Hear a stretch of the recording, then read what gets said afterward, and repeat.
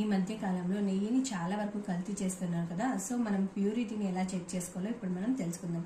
First ఏంటంటే freezing test. ఇది ఎలా చేయాలంటే ఒక కప్లో గీని ఫ్రిడ్జ్లో పెట్టి ఒక హాఫ్ అన్ అవర్ తర్వాత తీసి చూస్తే ఏమవ్వాలంటే సాలిడ్ అనేది ఈవెన్గా ఫామ్ అయి ఉండాలి.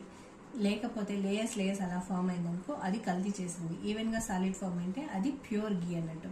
తర్వాత సాల్యుబిలిటీ టెస్ట్.